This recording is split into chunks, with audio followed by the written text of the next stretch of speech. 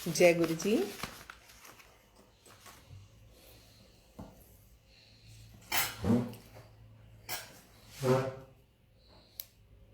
जय गुरु जी।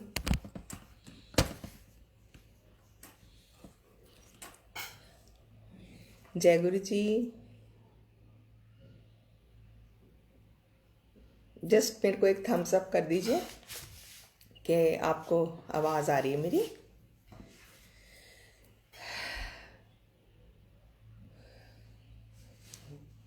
जय Guru ji aunty, can you hear मी?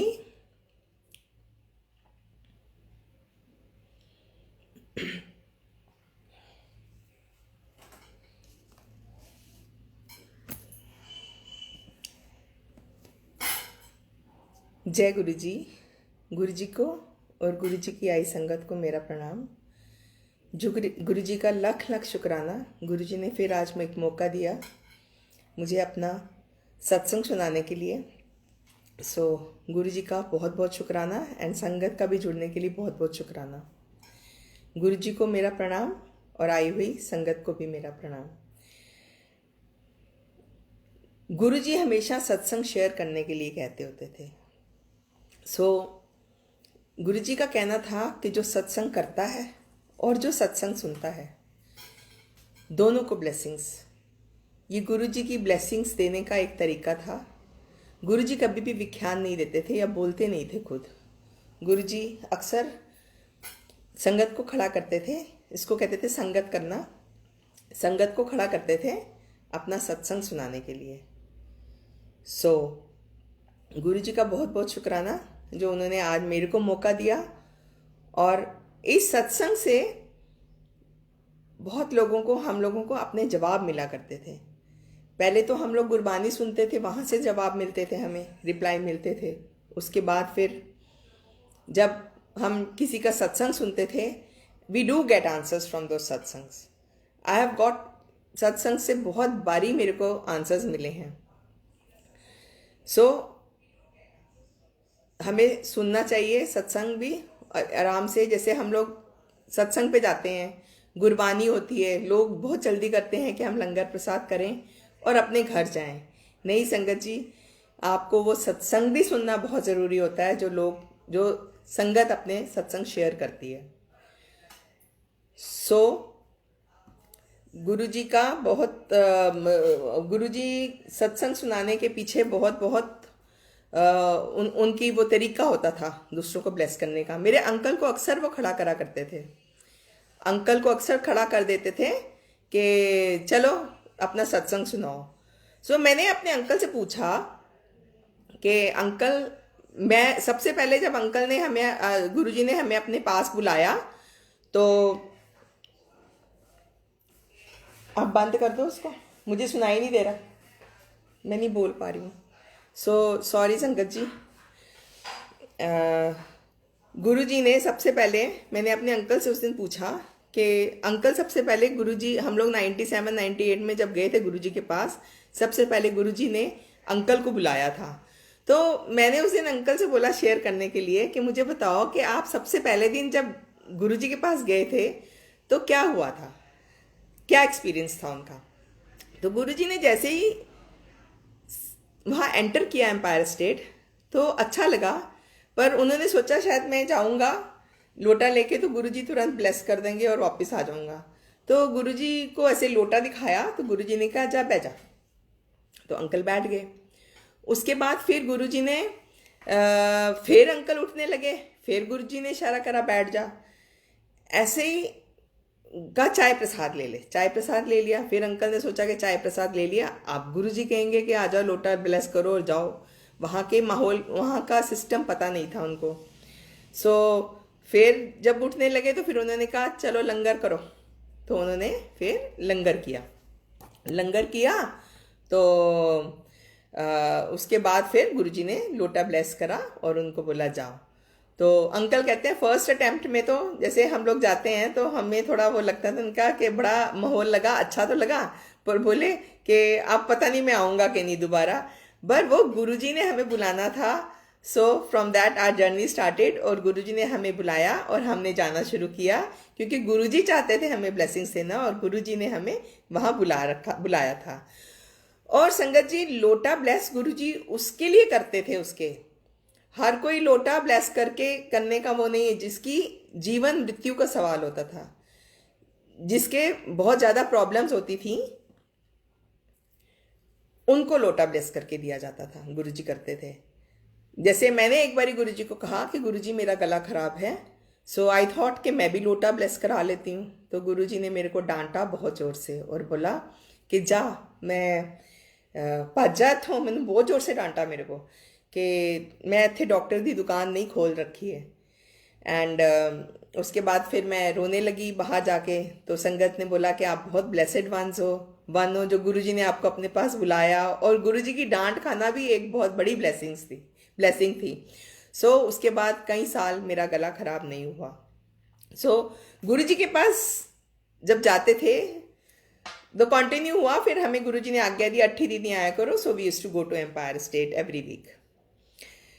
तो गुरुजी सबसे पहले तो कहते थे कि चप्पल, जहाँ चप्पल उतारते हो वहाँ अपना इफ्स एंड बट्स एंड दिमाग और सोच सब वहीं उतार दिया करो। गुरुजी के पास जाने के बाद you just have to think about God, that was Guruji. सत्संग सुनो, गुरबानी सुनो, जिसमें आप जवाब देंगे अपनी, और किसी चीज़ के बारे में नहीं सोचना, आपने अपना दिमाग नहीं लगाना, वो उसको बाहर उतार के आओ। और एक सेल फोन्स भी तब होते भी नहीं थे, और अभी भी सेल फोन्स अलाउड नहीं है। वो भी गुरुजी ने क्यों सेल फोन्स अलाउड, अभी मैं देखती हूँ कई लोग व्हाट्सएप पे करते रहते हैं, जिनको मालूम नहीं है, व्हाट्सएप पे मैसेजेस भेजते रहते हैं, सब करते हैं। सो गुरुजी ने क्यों मना करा कि सेल फोन बंद कर दो और बाहर रख के आओ, नहीं तो गाड़ी में, मंदिर में भी नहीं लेके आना। क्योंकि अगर सपोज किसी का फोन आता है आपको, तो आप फ़ोन उठाते हो और धीरे से कह रही होती आंटी मैं सत्संग में हूँ, मैं थोड़ी देर बाद फ्री होंगी, कुछ ना कुछ कहते हैं, तो दैट इज़ वो गलत है। क्योंकि गुरुजी को अगर हम फॉलो करते हैं तो गुरुजी की बातें भी हमें माननी चाहिए। गुरुजी कहते थे कि अगर जिदा फोन आया उस जिन्नियां ब्लैसिंग्स मैं उत्थे देना पावां सारियां उन्होंने ट्रांसफर हो जांदियां ने। So no use of phone.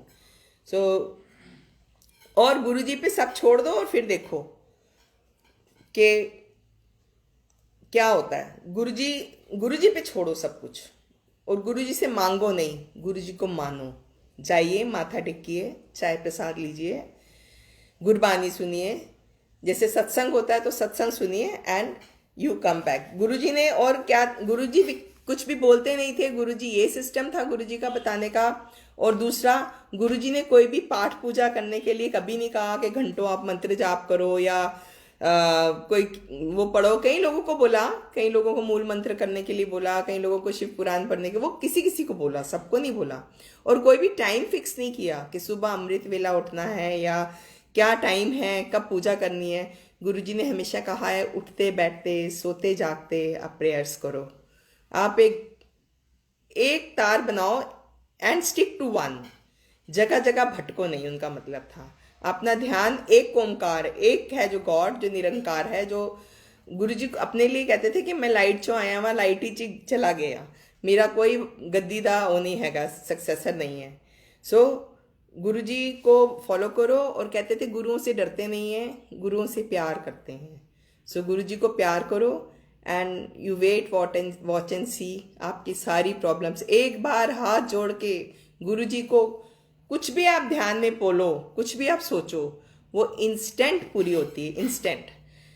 पर विश्वास और प्यार ज़रूरी है। आप भटक रहे हो इधर उधर तो प्रॉब्लम है, क्योंकि गुरुजी के साथ अगर जुड़ के रहना है तो गुरुजी के साथ जुड़ के रहना है हमें। गुरुजी ने ये नहीं मना किया कि दूसरे देवी देवताओं की पूजा नहीं करो, सबकी पूजा करो, पर विश्वास, अगर गुरुजी के साथ जुड़े हो, गुरुजी पे भी विश्वास करना बहुत ज़रूरी है।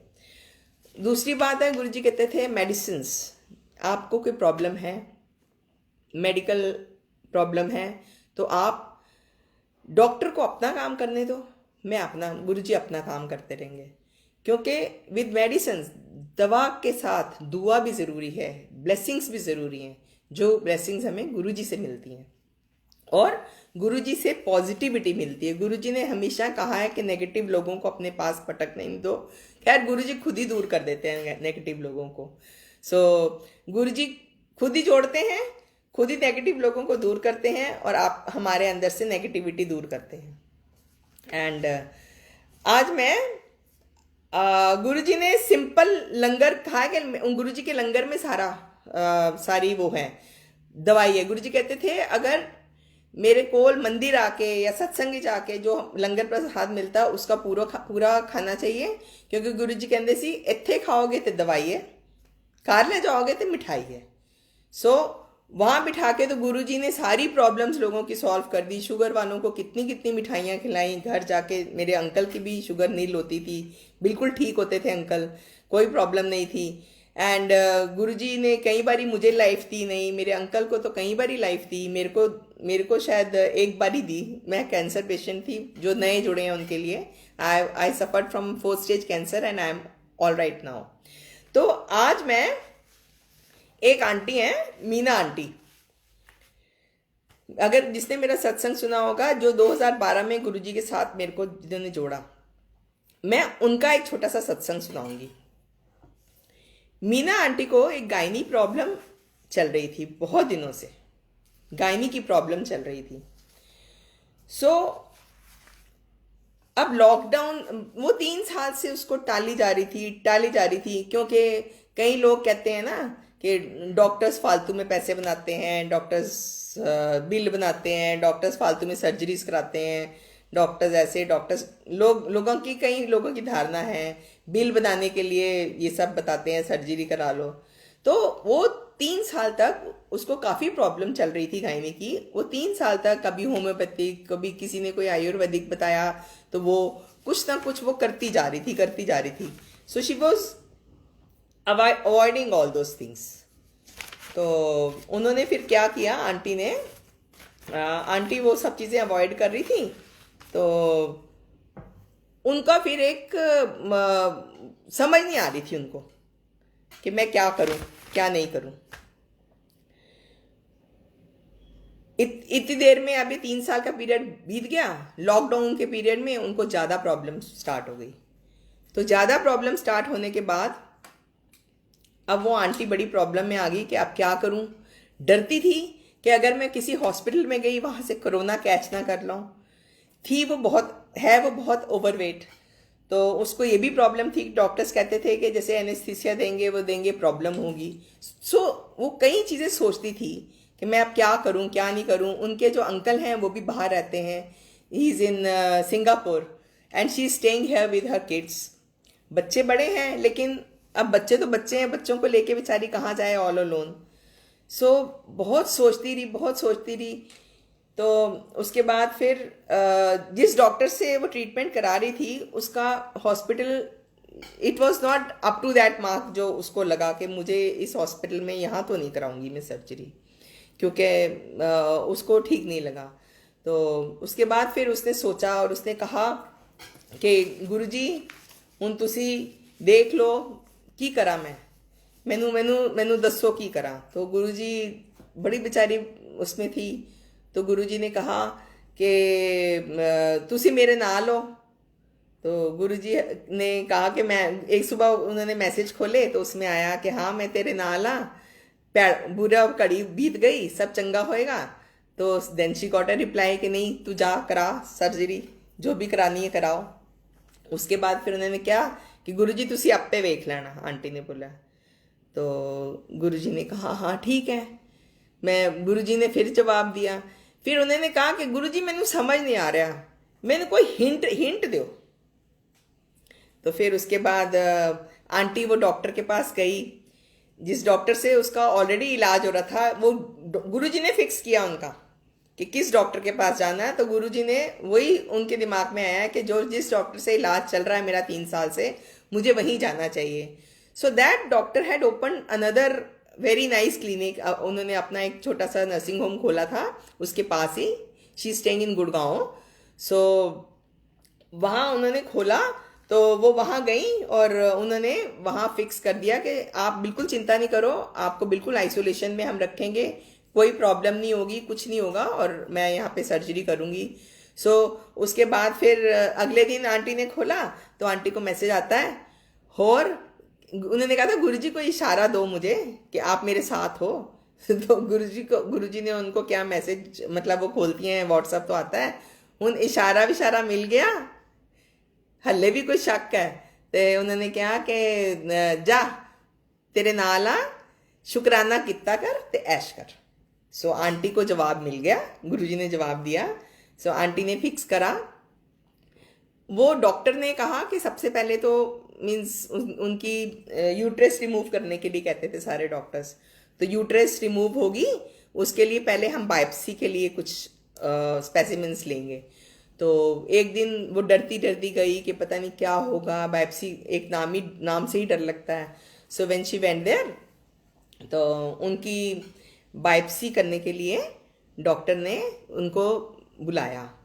तो लिटा उन्होंने जब सोचा, वो आंटी ने सोचा कि कोई चेकअप कर रही है, पता नहीं क्या होगा, कोई सर्जिकल एक वो होगा, ट्रीटमेंट करेगी, क्या करेगी, सर्जरी करेगी, कैसे कैसे मेरी बायोप्सी मीन्स करेगी। So she was very afraid for that. तो उसके बाद थोड़ी देर उनको लिटाया, जो भी प्रोसीजर करना था उन्होंने करा, और फिर बोला कि जाइए हो, कहते हैं फिर डॉक्टर साहब बायोप्सी कब होगी? उन्होंने कहा हो गई आपकी biopsy. So she was so this thing कि अरे इतनी स्मूथली, कुछ पता भी नहीं चला, वाह गुरुजी ये तो कमाल कर दिया। तो उनको कुछ भी महसूस नहीं हुआ और उनकी बायोप्सी होगी। उसके बाद फिर नेक्स्ट टाइम जब डॉक्टर ने बुलाया मीटिंग के लिए, तो डॉक्टर ने फिर कहा कि नहीं, वो तो बायोप्सी की रिपोर्ट बिल्कुल सही आई है, but we need to have more tissues for biopsy. So एक बारी फिर करेंगे। सो आंटी की एक बारी दोबारा वो करी। सो अब मेरे को याद आ रहा है कि वहाँ गुड़गांव में एक नीलकंठ हॉस्पिटल है। नीलकंठ हॉस्पिटल के साथ वो डॉक्टर जो थी, उन्होंने एक ला मिडास भी खोल दिया था। That was a very exclusive, means बहुत बढ़िया वाला खोला था, जहाँ आंटी को सर्जरी के बाद उन्होंने किया। सो आंटी की प्रॉब्लम्स ऐसे सॉल्व हुई कि स्मूथली कि मैं बता नहीं सकती हूँ। तो गुरुजी ने कहा ना औखा समय बीत गया है, तो आंटी की सर्जरी के बाद सर्जरी हुई, आंटी को सर्जरी में भी पता नहीं चला कैसे स्मूथली आंटी की सर्जरी कराई गुरुजी ने, और गुरुजी ने ही खुद सब प्लान किया। सर्जरी हुई, उसके बाद फिर ऐसा ट्रीटमेंट मिला। शी सेज के she was the only one in that nursing home. एक पेशेंट और थी जिसको उन्होंने बुलाया हुआ था, उसको भी कुछ ट्रीटमेंट करके उन्होंने एक दिन में छुट्टी कर दी। तो she says it was a VVI treatment which I got. Guruji ने दिलवाया मेरे को। वो उस हॉस्पिटल में अकेली थी, सारे पूछ रहे थे कि तू अकेली गई, अकेली सर्जरी करा के आ गई। तो आंटी को बिल्कुल महसूस ही नहीं हुआ कि उनकी सर्जरी हुई है। सो ये है हमारे गुरुजी। गुरुजी ऐसे स्मूथली सारे काम करा देते हैं कि आपको पता भी नहीं चलता। एंड बाकी गुरुजी के साथ जुड़ना चाहिए, जुड़ के रहो तो गुरुजी सब कुछ कराते हैं। और गुरुजी तो वही बुलवाते हैं जो गुरुजी का दिल होता है। हम कई चीज़ सोचते हैं पहले कि हम ये बोलेंगे, हम वो बोलेंगे, लेकिन हम वो नहीं बोल पाते हैं। जो गुरुजी चाहते हैं वही हम बोलते हैं। सो गुरुजी ने हमेशा ये कहा है कि अपने घर में मिलजुल के रहो, अंकल आंटियों की और आंटी अंकलों की सेवा करें, मीन्स मिलजुल के रहें, और यही पूजा है, इसी को पूजा बताइए। सो वी शुड ऑल, और बच्चों को पालें, पाल पोस के बड़े करें। सो हमें गुरुजी की इन चीज़ों को मानना चाहिए। और कई बार हम सोचते हैं कि हमारे साथ बहुत बुरा हो रहा है, क्यों? हमने तो कभी बुरा किया नहीं किसी का, हमारे साथ क्यों बुरा हो रहा है? सो मेनी टाइम्स कई लोगों ने, सबने सोचा होगा ये कि देखो हमने तो इस जन्म में कुछ काम नहीं किया, हमने तो कभी किसी का दिल नहीं दुखाया, ये बंदा आया, ये मेरे को ऐसे ऐसे बोल के क्यों चला गया। नहीं संगत जी, ये हमारे कर्मा है जो गुरुजी हमें कटवा रहे हैं। गुरुजी हमेशा कहते थे 90% कर्मा तो मैं, गुरुजी के पास से जाओ ना तो गुरुजी पूरा स्कैन कर लेते थे। गुरुजी को हमारा अगला पिछला, आज भी हम जब जाते हैं गुरुजी को हमारा अगला पिछला सब पता होता है। हमें नहीं पता हमने पिछले जन्म में क्या किया, हमें नहीं पता हम अगले जन्म में क्या करने वाले हैं। सो गुरुजी को सब पता है। और हमने कुछ पिछले जन्म में कुछ कर्म किए होंगे ऐसे, तो इसीलिए हमें वो ऐसे लगता है कि हमने इस जन्म में तो किए नहीं है। मेरे को एक उसी उसमें किसी आंटी ने स्टोरी सुनाई थी एक, कि एक हस्बैंड वाइफ थे, वो रहते थे, तो वो जो था वो बहुत तंग करता था आंटी को, मतलब एक्सट्रीम बहुत ज़्यादा उनको तंग करा करता था। सो एक बारी वो आंटी किसी गुरुजी के पास गई, किसी और इन गुरुजी के पास नहीं, कहीं और गई, तो उन्होंने पंडित जी से किसी से पूछा कि भाई मैं बहुत तंग हूँ। तो उन्होंने बोला पिछले जन्म में तू इनका नौकर था और तू तेनू खाना देता है, तुझे खाना देता है वो? उसने कहा हाँ देता है। तो कहते तू तो उसको खाना भी नहीं देती थी, तो इसलिए तू इस जन्म में आई है, अब ये तेरे कर्म है जो तू काट रही है। सो वी नेवर नो, हमने पिछले जन्म में अच्छे बुरे सभी काम किए होंगे। कोशिश करना चाहिए कि हम इस जन्म में उनको कैरी फॉरवर्ड ना करें, और गुरुजी हमें यहीं पे सब उन कर्मों से मुक्त करा के अगले जीवन में, अगली उसमें योनि में डालें। सो इस कोरोना पीरियड में बहुत केसेस सुन रहे हैं कि फलाना ऐसे हो गया, फलाना ऐसे हो गया। सो गुरुजी से यही दुआ है कि गुरुजी सबको ठीक करें, सबको ब्लेस करें। गुरुजी सबसे पहले हमें लाइफ देते हैं। अगर किसी को मीन्स प्रॉब्लम्स हैं, सबसे पहले ज़िंदगी देते हैं, अच्छी सेहत देते हैं। एंड जो वर्ल्डली चीज़ें हैं वो बाद की हैं, वो बाद में देते हैं वो सब कुछ है, लेकिन धीरे धीरे वक्त आने पे, लेकिन टाइम और प्रायोरिटी उनकी होती है। हम जाके मांगते हैं, कभी वो चीज़ नहीं देते हैं जो हमारे लिए अच्छी नहीं होती है। गुरुजी वो चीज़ देते हैं जो हमारे लिए अच्छी नहीं होती है। एंड ऐसे ही मैं एक बताती हूँ कि मेरे बेटे को कैसे गुरुजी ने बच्चों को कैसे ब्लेस किया। आज मैं बच्चों के बारे में बताती हूँ अपने। बड़े वाला, मेरे बच्चे छोटे छोटे थे, गुरुजी के पास जाते थे, गुरुजी ने बहुत ब्लेसिंग्स दे रखी हैं। सो छोटा वाला बेटा ना पढ़ता नहीं होता था, वो स्पोर्ट्स की तरफ ज़्यादा ध्यान था उसका। उसको ये लगता था कि मैं फटाफट गेम खेलूं। सो हम लोग एक कॉम्प्लेक्स में रहते थे, मेरे अंकल बीपीसीएल में काम करते थे वहाँ कॉम्प्लेक्स में, तो वहाँ बच्चों की बहुत दोस्ती थी, बच्चे थे, टीम्स थी। तो he was towards games, dancing and drama. He never wanted to study. He was very intelligent which he didn't know, उसको पता नहीं था। तो एक बार क्या हुआ, वो जब भी बुक खोलने बैठता था, उसको सारे बच्चे कहते थे कि आजा नीचे, टीम बट गई है, क्रिकेट खेलेंगे या कुछ भी खेलेंगे, किसी भी गेम के लिए वो लोग उसको बोलते थे। मैं बिठाती थी उसको पढ़ाने, वो कहीं ना कहीं से खिसक के भाग जाता था। जो बच्चा बुक ही नहीं खोलेगा, पढ़ेगा ही नहीं, उसको पता क्या। और इवन टीचर्स कहती थी कि very in attentive in class, this and that. उसके बाद जी संगत जी, हम 2004 में हम 2003 तक गुरुजी के पास जाते रहे। 2004 में हमारी ट्रांसफ़र हो गई, हम केरला चले गए। तो मैं ये बता रही हूँ कि गुरुजी की कितनी कृपा है कि बच्चे को हम लोग ने जाना छोड़ दिया, पर फिर भी गुरुजी ने नहीं छोड़ा। हम जब वहाँ गए तो गुरुजी ने उस बच्चे के साथ क्या हुआ, वहाँ ट्रांसफ़र हो गई। साउथ था, केरला था, लैंग्वेज प्रॉब्लम थी बहुत, उसको कोई फ्रेंड्स नहीं मिले, और अगर कोई मिले भी तो वो मलयालम बोलते थे। सो नॉर्थ इंडियन के लिए साउथ इंडियन लैंग्वेज सीखनी पहले थोड़ी प्रॉब्लम है। ऑल्दो थोड़ी हम लोग समझने लग गए थे, पर बोलने में तो प्रॉब्लम होती थी। टीचर्स आती थी, मलयालम में पढ़ा के चली जाती थी। सो बाद में इसकी क्लास लगा के इसको सिखाती थी।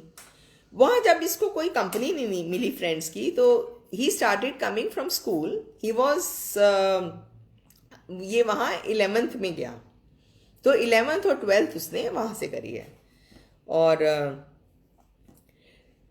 तो फर्स्ट पीटीएम जब हुआ उसका, नो वो 11th करके गया था, यहाँ से 12th में पहुँचे थे हम वहाँ।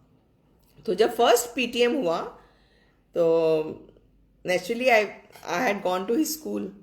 और हम लोग थोड़ा साउथ इंडियंस से नॉर्थ इंडियंस देखने में भी फ़र्क है।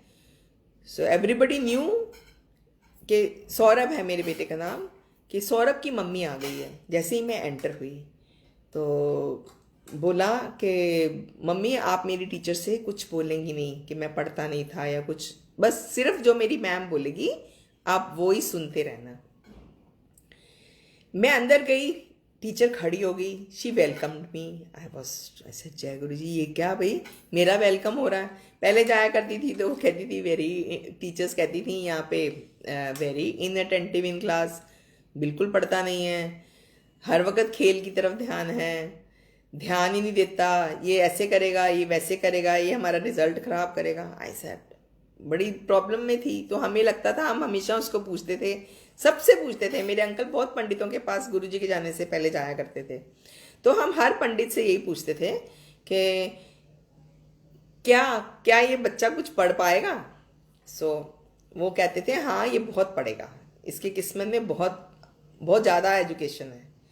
सो उसके बाद फिर जैसे ही मैं क्लास में घुसी, उसने मुझे वेलकम किया और इसने कहा yet to see a child such an intelligent child. उसने साउथ इंडियन टोन में बोला कि इतना इंटेलिजेंट बच्चा मैंने अपनी ज़िंदगी में नहीं देखा। मैंने कहा है, वो टीचरें तो कहती थी इससे उल्टा, और ये कह रही है ऐसे। कहती है I have told that girl, there was a girl who used to come first in class, Aishwarya, कि this girl is, one boy has come from north, Saurabh, he is going to break all the records. So anyway, 12th का exam हुआ, board exams हुए। जब exams हो गए तो मेरे uncle पूछा करते थे उससे कि बेटा तू पास हो जाएगा, तो वो हंसता था, वो हंस के मजाक में टाल दिया करता था। तो उसको बोला कि जब रिज़ल्ट आया, हमने इंटरनेट खोला तो बहुत बढ़िया रिज़ल्ट था, और उसने बोला था ये लड़का टॉप करेगा। उसने अकाउंटेंसी में टॉप किया, उसके 98 पॉइंट कुछ % मार्क्स थे, and he was first in accountancy, although he was not first in the class, he had a good percentage, 87-88% था। सो आज से 10-12 साल पहले 88 काफ़ी अच्छे होते थे नंबर। आजकल 90, 95, 96 भी बच्चे कहते हैं कि जी कम आए हमारे। तो उसको then he came to Delhi and did his completed his B Com किया उसने यहाँ दिल्ली यूनिवर्सिटी से, रेगुलर कॉलेज से। एंड उसके बाद फिर उसने ही वेंट टू सिडनी, वहाँ उसने पढ़ाई करी, उसने मास्टर्स इन प्रोफेशनल अकाउंटेंसी करी। उसके बाद फिर बहुत अच्छी जॉब करी। जॉब में भी उसके जो एम्प्लॉयज़ थे वो कहते थे कि बहुत अच्छा करते हो Saurabh, you are very nice. उसने कई ऐसे ऐसे निकाले प्रोग्राम्स जिससे वो लोग फीड करते थे और पूरी अकाउंटेंसी अकाउंट्स क्लियर हो जाते थे लोगों के। So then he did his CPA also, and now he CPA and he well settled in Sydney. तो गुरुजी ने मेरे बच्चों को, दोनों को सिडनी में बहुत अच्छे से, बड़ा बेटा भी he is on a very high post in a bank. So Guruji का शुक्राना, गुरुजी ने बहुत अच्छी तरह से मेरे बच्चों को भी सेटल कराया, उनकी शादियां कराई। सो संगत जी, गुरुजी के साथ जुड़ के रहिए, गुरुजी को मानिए, and then wait and watch. सेहत के बाद सिर्फ सरेंडर करना है उनको, उनको मानना है, एंड उसके बाद तो गुरुजी को पता है क्या करना है। अपनी डोर जो है वो गुरुजी के हाथ दे दीजिए, एंड फिर देखिए कि गुरुजी क्या कर सकते हैं। हाँ, जब हम गुरुजी के पास जाया करते थे, मीन्स वो कर्मास वाली बात में मैं फिर आती हूँ और मैं बताती हूँ कि गुरुजी को एक बार ही बोला मेरे अंकल ने कि गुरुजी मेरी प्रमोशन नहीं होती है। सो कुछ होंगे उनके पुराने कर्मास होंगे कि मैं इतना कुछ करता हूँ। तो गुरुजी ने ऐसे हाथ हिला दिया कि नहीं होंगे। और जहाँ गुरुजी होते हैं वहाँ कहते हैं यमराज भी नहीं आता है। एक बारी मैं बताती हूँ, हम लोग गुरुजी थर्सडे, फ्राइडे, सैटरडे, संडे बैठा करते थे। मेरे अंकल के की बुआ के हस्बैंड थे, उनको कैंसर हुआ था, तो वो बहुत बीमार थे उन दिनों। उनको हमने कहा कि हम आपको गुरुजी के पास, हमारे गुरुजी हैं, हम गुरुजी के पास लेके जाते हैं, तो उनसे उनको दिखाते हैं, आपको उनके पास ले जाते हैं, उनसे मिलवाते हैं। सो हम थर्सडे था या फ्राइडे था, हम लोग गए, गुरुजी नहीं मिले उनको। बाहर से पता चला कि गुरुजी नहीं है आज। हम वापस आ गए मायूस होके, अंकल के साथ भी। अगले दिन फिर हमने एक अंकल की फ़ोटो ली, और अंकल तो चले गए अपने घर, फिर अंकल की फ़ोटो ली और हम दोनों खुद आए मंदिर। तो गुरुजी थे वहाँ बैठे हुए, रात का टाइम था, तो हमने गुरुजी को अंकल जी की ऐसे फ़ोटो दिखाई कि गुरुजी ऐसे ऐसे ही अंकल जी को कैंसर है, हमारे अंकल कल आए थे, आप मिले नहीं। तो गुरुजी ने वो फ़ोटो लेके ऐसी उल्टी कर दी, मतलब उसको उल्टा दिया फ़ोटो को। बोले जाओ, अपने पास से एक अपनी फ़ोटो दी, गुरुजी ने एक छोटी सी फ़ोटो दी और बोला ओ अंकल ਨੂੰ दे देना है फ़ोटो, बस वो उन्होंने दे कोल रख देना। तो उन्होंने वो फ़ोटो अंकल के पास रख दी। अंकल के पास रखी तो अंकल बहुत बीमार चल रहे थे। तो जैसे ही उनका अंत समय आया तो उनको कुछ श्वास नहीं निकल रहे थे। तो जब श्वास नहीं निकल रहे थे तो उन्होंने कहा कि किसी बड़े बूढ़े ने कहा कि इनके आसपास देखो कुछ है तो नहीं। तो उन्होंने बोला कि ये तो एक गुरुजी किसी की फ़ोटो है इनकी जेब में पड़ी हुई। तो उन्होंने कहा उसको बाहर निकाल दो। तो जैसे ही उनकी फ़ोटो बाहर निकाली, वो अंकल ने श्वास छोड़ दिए। मतलब यमराज भी अंकल को ले जा नहीं सका तब तक, जब तक गुरुजी हमारे साथ हैं। बाकी वो कहते हैं ना, उसकी रज़ा में राज़ी, दुख सुख तो हर किसी को आते हैं। गुरुजी वो करते हैं जैसे, हाँ मैंने अभी रिसेंटली एक सत्संग में, मैंने बोला ना सत्संग से हमें मैसेजेस मिलते हैं, तो मैं बताती हूँ कि मेरे को क्या क्या मैसेजेस मिले। एक मैसेज मिला, मैं हमेशा कहती होती थी कि गुरुजी उसको ठीक कर दो, गुरुजी उसको ये दे दो, गुरुजी उसको ये कर दो। तो गुरुजी, मुझे वो आंटी का मैसेज बहुत याद आया। मुझे मैसेज मिला कि नहीं, हमें किसी के लिए कुछ मांगना नहीं है, अपने लिए भी नहीं मांगना, किसी के लिए भी नहीं कहना। मैं कहती थी भाई मैं अपने लिए नहीं मांगती ना, दूसरे के लिए तो ब्लेसिंग्स मांग सकती हूँ गुरुजी से। सो मैं कहती होती थी गुरुजी वो ऐसे बीमार है मेरी कज़न, उसको ठीक कर दो। तो गुरुजी और आंटी गई गुरुजी के पास और आंटी ने बोला एक ने कि गुरुजी मेरी सहेली बड़ी बीमार है, उन्होंने कैंसर हो गया, उन्होंने ठीक कर दो।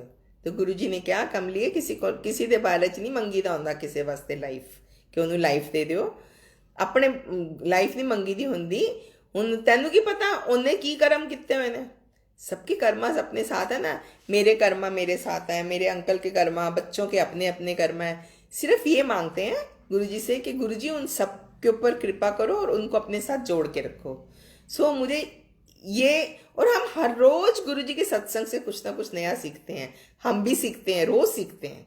सो ये मेरे को उस दिन सीख मिली कि गुरुजी से मांगना नहीं है किसी के लिए, गुरुजी से अरदास करनी है कि गुरुजी सबको जोड़ के रखो अपने साथ और उन पे अपनी दया दृष्टि दिखाओ। और एक और मैं बताती हूँ, जेठा अंकल संगत जानती होगी, बहुत सत्संग उनके भी आए हैं, सुने होंगे। एक बारी जेठा अंकल अपने बेटे का सत्संग सुना रहे थे किसी सत्संग में, मैं भी बैठी हुई थी। तो उन्होंने बोला कि उनका बेटा जो है वो शेयर्स का काम करता था। तो गुरुजी ने उसको मना करा कि ये शेयर्स का काम नहीं करना है तुम्हें, ए चंगा नहीं होता, तो तू कोई और नौकरी कर। उसने एक बारी दो बारी सुना और उसने नहीं कुछ तवज्जो दिया। फिर उसके बाद एक दिन गुरुजी ने कहा फिर दूजा काम लभ्या। उन्हें क्या गुरुजी नौकरी नहीं मिलती, की करा। उन्होंने क्या, मिल जाओगी 8-10 दिन आज मिल जाओगी। तो मैंने उसी वक्त ना, मैंने कहा ओह हो गया काम। तो मेरे साथ एक आंटी बैठी थी, उन्होंने कहा क्या हुआ। एक्चुअली मेरी डॉटर इन लॉ शादी करके गई थी नहीं यहाँ से, इंडिया से, छोटे वाले बेटे की वाइफ जो है बहू, तो वो बहुत दिनों से जॉब ट्राई कर रही थी। तो मैंने कहा मेरे को गुरुजी ने मैसेज दे दिया कि एक हफ्ते में जॉब मिल जाएगी। तो उन्होंने भी उनको कहा था एक हफ्ते में जॉब मिल जाएगी। अगले दिन सुबह मैंने फ़ोन किया तो उसने बोला मम्मी जॉब मिल गई मेरे को। सो गुरुजी पूरे जवाब देते हैं, हमें पूरा बताते हैं गुरुजी, मतलब इन सत्संग से ही हमको मैसेज मिलता है।